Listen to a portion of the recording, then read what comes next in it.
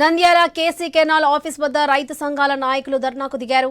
KC canal ఆయకట్టుకు April 30 వరకు నీటి సరఫరా కొనసాగించాలని డిమాండ్ చేశారు. ఆయకట్టు కింద 70,000 ఎకరాలు రబీ పంట సాగుతుందని, ఈ పంటలకు ఏప్రిల్ 30 వరకు నీరు అందించాల్సిన అవసరం ఉందన్నారు. అర్ధాంతరంగా నీటి విడుదల ఆపేస్తే పంటలు ఎండిపోయి రైతులు తీవ్రంగా నష్టపోతారని ఆందోళన వ్యక్తం చేశారు.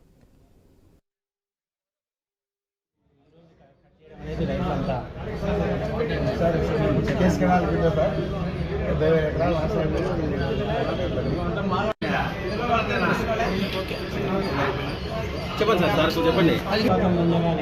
నీళ్ళు ఈరోజు కట్ చేయడం అనేది రైతులంతా. బొత్స దశరథరామరెడ్డి గారు నవంబర్ 1వ తారీఖే కేఆర్ఎంబీకి, ముఖ్యమంత్రి గారికి, నీటిపారుదల శాఖ మంత్రి గారికి, ఇంజనీర్లు అందరికి కూడా లెటర్ వేయడం జరిగింది.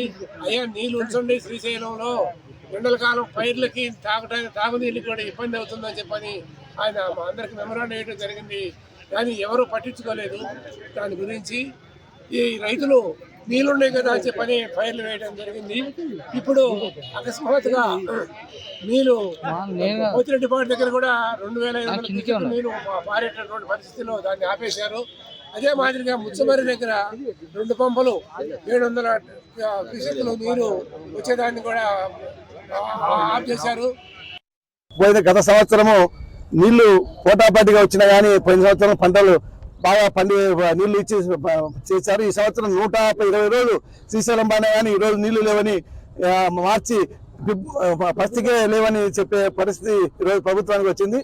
ఎందుకు అట్లా చేస్తున్నారో అర్థం కాలేదు. మాకు మే 30 వరకు ఇస్తే కానీ మా పంటలు లక్షల్లో నష్టపోతారు. ఏప్రిల్ 30 వరకు ఇస్తే కానీ మా పంటలు పండవు. అందుకని మీరంతా దయచేసి ఆలోచన చేసి ఏ విధంగా ఎండిపోకుండా కాపాడడానికి ప్రభుత్వం ఎంతైనా చర్య తీసుకోవాలి.